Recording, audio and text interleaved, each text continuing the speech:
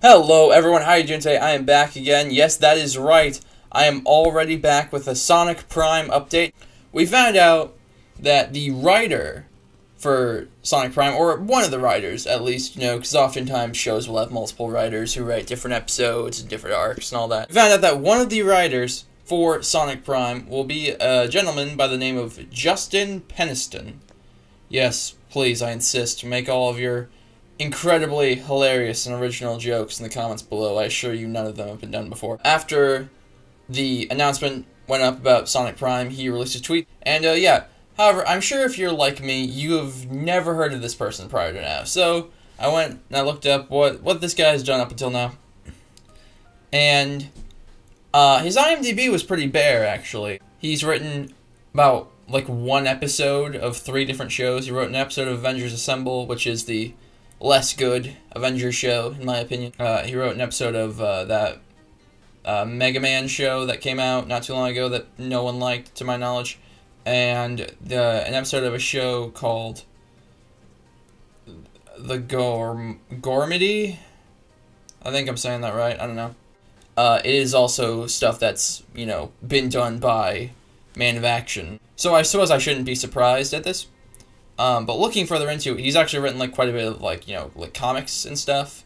The big one that I keep seeing is a webcomic called Hunter Black, which I've never read.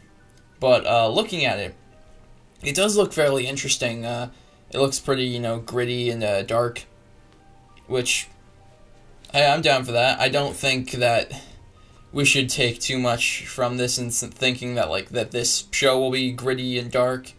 I think it will be a more serious show, but I don't think we can expect to see stuff quite like what we see in this webcomic in the show. Now, after this was announced, or after he himself announced it, we did see some people raise some questions to him, one of which was about the voice cast, which he declined to answer. So, yeah, I guess I'll just throw this out here now. Don't harass this guy on social media. He can't tell you anything, and he will not tell you anything. Okay, shit! Okay, so, here's what happened. The video was, done. It wasn't done, it wasn't really edited together yet, but it was recorded, and, I had the audio ready, and we were about to, cut it up and make it, and by we, I mean me, because I don't have people who, work with me. I'm alone. Anyway, we were about to go, we were about to get this video done and upload and all that. It was great fun. But then, I'm scrolling through Twitter, right? And I see some tweets. Now, the first one I saw was simply a tweet by Wild Brain Studios saying, "Hey, this thing's being worked on. It's being worked on in Vancouver. It's fun."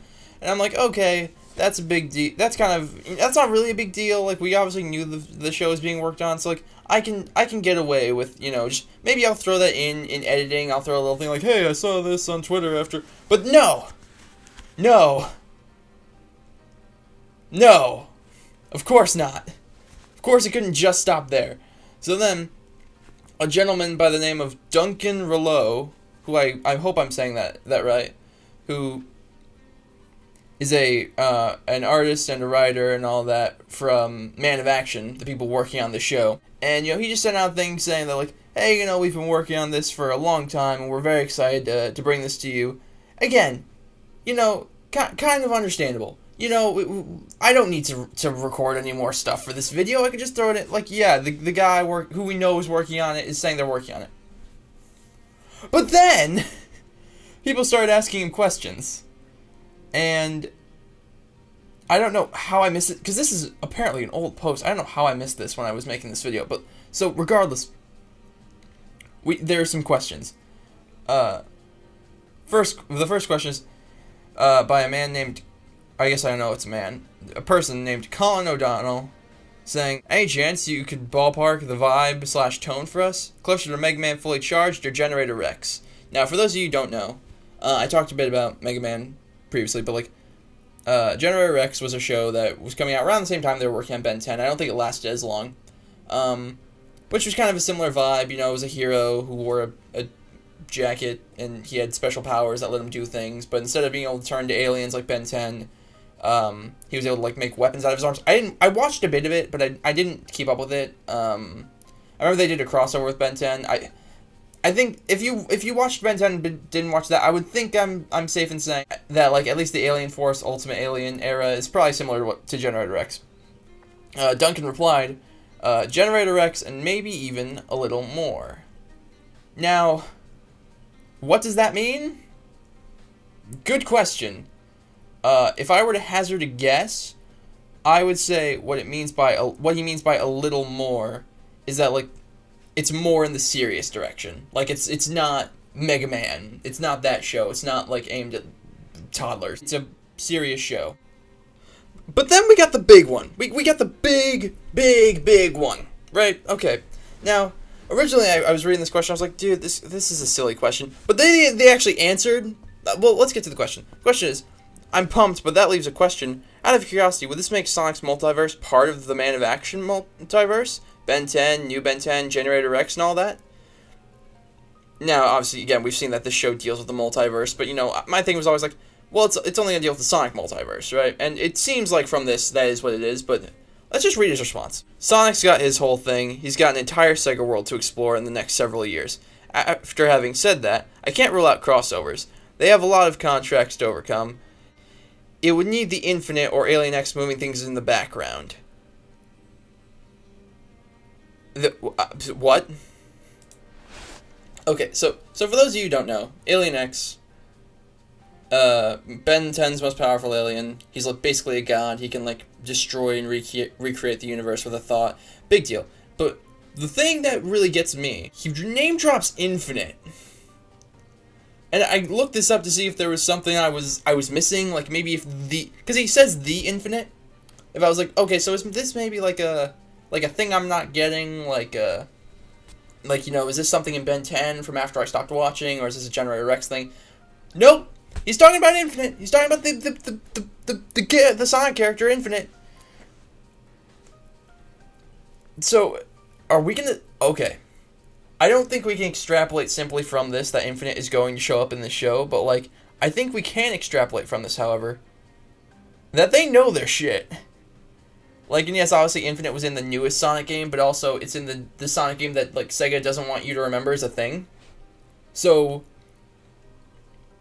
yeah. So, I don't know, I mean, granted, I mean, Sonic Forces did kind of deal with alternate realities. It dealt with, you know, you had Classics reality, you had Null Space, so maybe, will Infinite show up in this show? Holy shit! Okay, this is gonna be spliced in somewhere during the normal video, so you're getting, this is the most raw reaction you've gotten out of me for anything from the show, and it might be the most raw actually, that's probably not true. I'll probably do, like, a reaction to the trailer or something, but anyway, yeah, so this is gonna awkwardly be spliced back in, so you're gonna have, a lot less hectic version of me talking to you after this, so just be warned, but yeah, whew.